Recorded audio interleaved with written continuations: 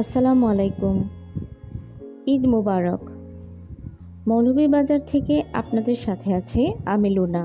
আমার পাশে আমি চ্যানেলে সবাইকে স্বাগতম। ভিউয়ার্স বন্ধুরা, অনেকদিন পরে আপনাদের মাঝে ঈদের একটি ব্লগ নিয়ে আমি এসেছি।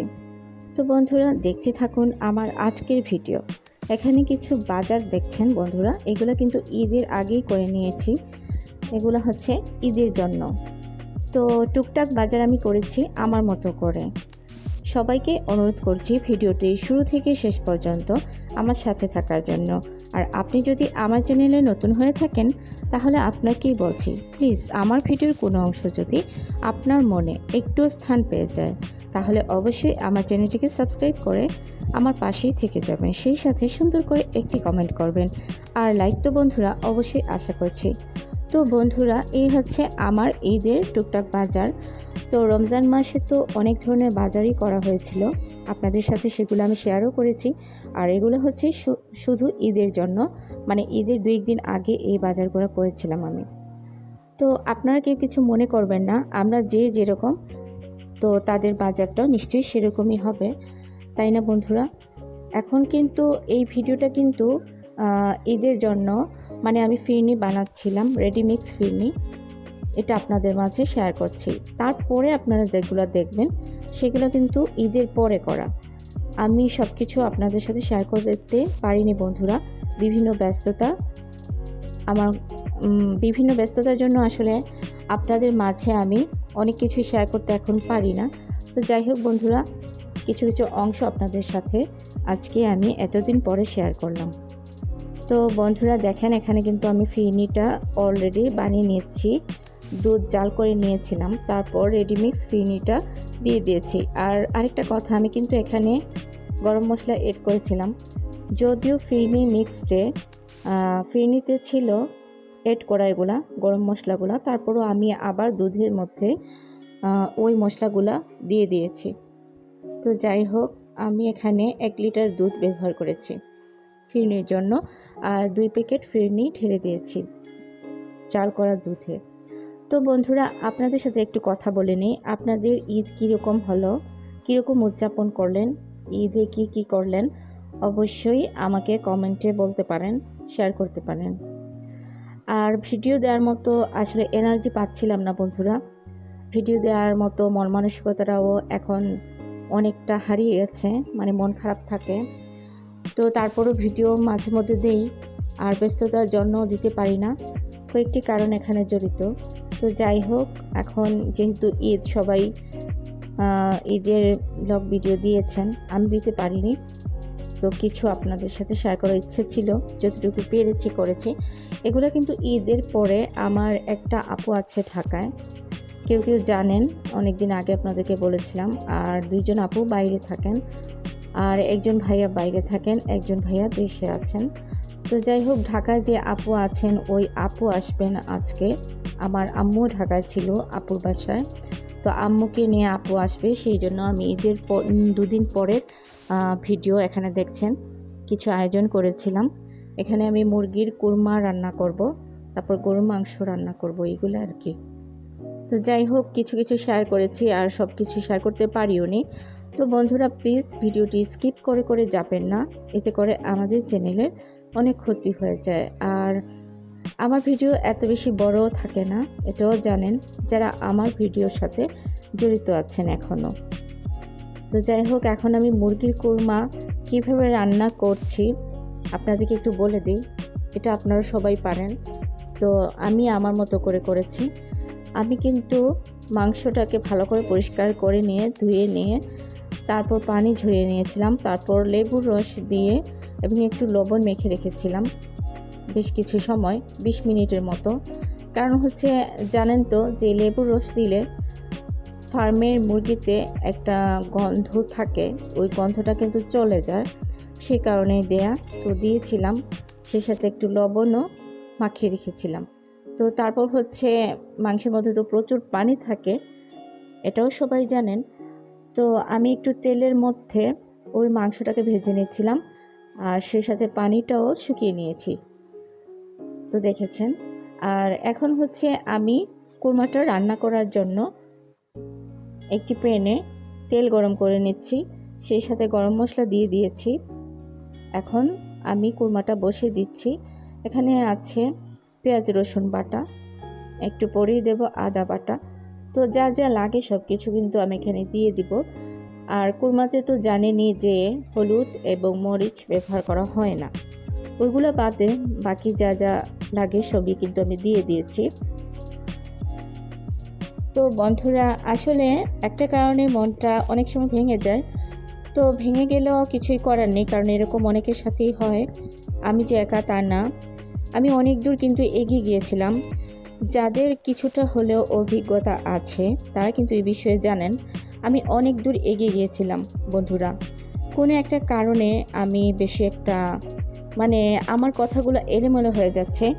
অনেক দিন পর পর ভিডিও দিলে আসলে কষ্ট হয়, বা কথা বলতেও একটু ঝামেলা হয়, কথাগুলো ক্লিয়ার বোঝা যায় না, এলোমেলো হয়ে যায়। আমার কাছে যেটা মনে হয়, অভ্যাসটা অনেকটা চলেই গেছে। যেহেতু ব্যস্ত থাকি, সেই সাথে শরীরটা অনেক খারাপ যায় প্রায় সময়ই। রমজান মাসে এবার অনেক কষ্ট হয়েছে, শারীরিকভাবে অসুস্থ ছিলাম। তো তারপর রোজা রেখে এত কাজ করা, সব কিছু মিলে আসলে কষ্টই হচ্ছিল। আলহামদুলিল্লাহ, তারপরও আল্লাহ এর থেকে বড় কিছু যে কোনো অসুখ যে দেননি, এটাই আল্লাহর কাছে অনেক শুকরিয়া জানাই। আমার জন্য দোয়া করবেন বন্ধুরা সবাই। তো যেই প্রসঙ্গে ছিলাম, আপনারা আমার কাজগুলো দেখে নেন, আমি কি করি, কোথায় যাই। অবশ্যই কোথাও যাব, এটাও দেখবেন যদি থাকেন। আর এখন আমার কথাটা বলে দেই, যেটা বলছিলাম আর কি একটু আগে। আমি আসলে অনেক দূর এগিয়ে গেছি। আমার মতো মানুষের জন্য আমি মনে করি আমি অনেক দূর এগিয়ে গিয়েছি, কিন্তু চূড়ান্ত পর্যায়ে আসা হয়তো আমার হবে কিনা আমি জানি না। আমি আপনাদের সাথে একদিন ভালোভাবে এটা নিয়ে একটা ভিডিও শেয়ার করব, আমার ইচ্ছা আছে। কেন আমি আটকে আছি বা এগিয়ে যেতে পারছি না খুব বেশি, আমি জানি না। আর দুঃখিত বন্ধুরা, আমি জানি আবার জানি না, এরকম বিষয়টা। তো আপনাদের কাছে এখন রহস্যময় মনে হবে আমার কথাগুলো, কিন্তু যখন সবাই মন দিয়ে আমার কথাগুলো শুনবেন বা জানবেন, তখন অনেকেই বুঝতে পারবেন আসলে কেন আমি আটকে আছি এখনও। আমার চ্যানেল আছে, সব কিছু আছে, মাঝে মধ্যে ভিডিও দিই, কিন্তু আগের মতো কিন্তু ভিডিও দেওয়া আমার পক্ষে সম্ভব হয় না। আর এটার প্রথমত কারণ আমি অনেক অসুস্থ থাকি, প্রায় সময় ব্যস্ত থাকি, সব কিছুর কারণে ভিডিও দেওয়া আমার জন্য পসিবল হয় না। আর তারপরে দ্বিতীয়ত যে কারণটা আছে, সেই কারণটা হচ্ছে বন্ধুরা, ওই যে বললাম একটু আগে যে কোনো একটা কারণে আমি আটকে আছি, অনেক দূর গিয়েও আর এগিয়ে যেতে পারছি না, এরকমটা মনে হচ্ছে আমার নিজের কাছে। আবার কেউ অনেক মানুষ আছে, ওনারাও হয়তো আমার ভিডিও দেখলে বলবেন যে আমি এগিয়ে যেতে পারছি না। আসলে এখানে আমার কোনো ব্যর্থতাই নেই। আমার সম্পর্কে জানলে, আমার ভিডিও সম্পর্কে জানলে বা আমার কথাগুলো শুনলে আপনারা বুঝতে পারবেন। তো যাই হোক, ওইটা নিয়ে আমি একটা ভিডিও আপনাদেরকে আপলোড করব। আমার খুব ইচ্ছা আছে সবার সাথে শেয়ার করার জন্য, অন্তত যারা আমার ভিডিওতে থাকেন, আমার ভিডিও দেখার জন্য আগ্রহ প্রকাশ করেন, তাদের জন্য আমি ভিডিওটা বানাবো এবং আপলোড করব ইনশাআল্লাহ, যদি আমি ভালো থাকি, বেঁচে থাকি, সুস্থ থাকি। তো বন্ধুরা, যাই হোক, নিরাশ হবেন না। আল্লাহ মানুষকে কোনো না কোনোভাবে নিরাশ থেকে মুক্তি দেন, এই দোয়াই করি, আমাকেও যেন মুক্তি দেন। তো যাই হোক, আমি কথা বলতে বলতে কিন্তু কোরমা রান্না করে নিয়েছি, দেখেছেন সবাই। সেই সাথে পোলাও রান্না করেছি। আর এখানে আমি গরুর মাংস আলু দিয়ে রান্না করেছি, আমার আপু এবং মা আসবেন সেই জন্য। আর এখানে আমি মাছ ভাজি করব। তো মাছ ভাজির জন্য মাছটাকে আমি বেশ সুন্দর করে পরিষ্কার করে ধুয়ে নিয়েছি, পানি ঝরিয়ে নিয়েছি। অনেকক্ষণ পর পানি ঝরানো হয়ে গেলে আমি যা যা মশলা লাগে সব কিছু দিয়ে লবণ মিক্সড করে ভালোভাবে মাখিয়ে কিছু সময় রেখে দিয়েছিলাম। তারপর কিন্তু একটি ফ্রাই প্যানে তেল গরম করে মাছটাকেও আমি ভাজি করে নেব। তো বন্ধুরা, জানি না কে এখন পর্যন্ত আছেন আর কারা নেই। তো যারা আছেন তারা কি লাইক দিয়েছেন বন্ধুরা? যদি না দিয়ে থাকেন, এখন অন্তত একটি লাইক দেবেন। আসলে আপনাদেরকে ভিডিও দিতে মন চায়, এটা একটা অভ্যাসে পরিণত হয়ে গিয়েছিল আমার কাজের মতো। ভিডিওটাকে অনেক বেশি ভালোবাসি এবং এই ভিডিওর জন্য আমি এই চ্যানেলের পেছনে মোটামুটি অনেক কষ্টও করেছি। এরকম কষ্ট আসলে সাধারণত আমি আর কিছুর জন্য করিনি, তাই অনেক সময় খুবই কষ্ট লাগে। যারা ভিডিও দেন ইউটিউবে, যাদের সাথে এরকম হয়, তারা বলতে পারবেন যে এক একটা চ্যানেলের পিছনে এক একটা মানুষের যে কী কষ্ট হয়।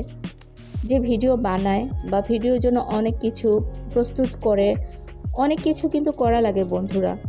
এটা রেডিমেড কিছুই না, অনেক প্রসেস করতে হয়, অনেক কাজ করতে হয়, অনেক চিন্তা ভাবনা করতে হয়। কীভাবে কথা বলবো, কি করব না করব, কিভাবে দেখাবো, যে যাই বলুন না কেন একটা ভিডিও পিছনে কিন্তু ম্যাক্সিমাম মানুষেরই কষ্ট হয়। আর আমার কষ্টটা একটু অন্যরকম বেশি হয়। একদিকে আমি অসুস্থ থাকি, একদিকে আমার অনেক কাজকর্ম থাকে, সব কিছু আমাকে একাই মেনটেন করতে হয়। আসলে একা হাতে অনেক ধরনের কাজ করা একটা মানুষের জন্য অনেক কঠিন হয়ে যায়। তো তারপরেও কোনো বিষয় ছিল না, যদি সাকসেস পেতাম কখনো, হয়তো এখনও সম্ভব, আল্লাহ যদি চান। তো আমি আসলে কথাগুলো আপনাদেরকে কাউকে কষ্ট দেওয়ার জন্য বলছি না, এখানে অন্য কারো কষ্ট পাওয়ার কিছু না। সবাই আমার জন্য দোয়া করবেন, আল্লাহ যেন আমাকে কখনো সফলতার মুখ দেখান। এমনও হতে পারে এই চ্যানেলটা আমার নষ্ট হয়ে যদি যায়, চেষ্টা করব আরও কোনো চ্যানেল আমি দাঁড় করানোর জন্য, যদি আমি সুস্থ থাকি। তো যাই হোক বন্ধুরা, আসলে কেউ মন ভাঙবেন না, দোয়া করবেন, এটাই চাই আপনাদের কাছে। আমি দোয়া প্রার্থী। আর এখানে আমার আপুরা চলে এসেছে অলরেডি। তারপর আমি ওদেরকে কিছু আপ্যায়ন করেছি, মানে আমার আপু আর মা, আপুর ছেলে সবাই এসেছেন। তো ওনাদেরকে আমি ট্যাং বানিয়ে দিয়েছি, তারপর হচ্ছে পিঠা বানিয়ে দিয়েছি, মিষ্টি দিয়েছি, আপেল কমলা এগুলা দিয়েছি। আর এখন হচ্ছে চাও দিয়ে দিলাম বন্ধুরা। তো সব কিছু আপনাদের মাঝে শেয়ার করে দিলাম, যাতে আপনারা একটু দেখেন আমি ঈদের পরে বা ঈদে কি কি করেছি। অনেক কিছু আসলে সম্ভব হয়নি শেয়ার করা। আর আমি বারবার এক কথা বলছি, আমি অসুস্থ থাকি, জানি না আমার এত অসুস্থতা কেন। তো আল্লাহ যা করেন ভালোর জন্যই করেন। এখানে একটা পিৎজা কেটে এনেছে আমার মেয়ের আব্বু, আমার হাজব্যান্ড আর কি। তো ওটা আমার ছোটো মেয়ে বলছিল একটু আপনাদের মাঝে শেয়ার করার জন্য, শেয়ার করে দিলাম। আর এখন হচ্ছে ঈদের মাত্র 3-4 দিন পরে বাবার বাড়িতে দাওয়াত ছিল আমার আর আমার আপুর। তো আমরা ফ্যামিলি সবাই মিলে যাচ্ছি আমার বাবার বাসায়। এই যে দেখেন, আপনাদের মাঝে একটু শেয়ার করে দিচ্ছি। এখানে কিন্তু দিনের বেলা, দুপুরে দাওয়াত ছিল যেহেতু। আমার অনেক ভিডিও আপনারা দেখেন রাত্রের বেলা, তো দিনের বেলা আসলে আমার বের হওয়াটা অনেক কমই হয়। তো যাই হোক, আজকে ভালো লাগছে। বাবার বাসায় গেলে সাধারণত দিনের বেলায় যাওয়া হয়, তো একটু শেয়ার করছি। রাস্তাটা অনেক ভালো লাগছিল, আপন আপন মনে হচ্ছিল, যেহেতু এত পরিচিত রাস্তা। এখানে পড়ালেখা সব কিছুই মৌলভীবাজারে। আমি কিন্তু মৌলভীবাজারেই থাকি, যদিও অন্য এরিয়া, অন্য এলাকা, তারপরও মৌলভীবাজারেই আছি আমি এখনও। ইনশাল্লাহ আগামীতেও থাকবো। তো বাবার বাসা আমার বাসা থেকে খুব বেশি দূরে না, আমরা টমটমে করে যাচ্ছি, রিক্সা করেও যাওয়া যায়। আজকে আমার ভয়েসটা একটু অন্যরকম শোনাচ্ছে, আপনারা একটু কষ্ট করে বুঝে নেবেন। তো এই সমস্যাটা তো আর বলার কিছুই নেই, প্রায় সময়ই গলায় আমার প্রবলেম থাকে, জানেন কেউ কেউ। যাই হোক, আমরা কিন্তু কোর্ট রোডে চলে এসেছি, আর বেশিক্ষণ লাগবে না বাবার বাসায় যেতে।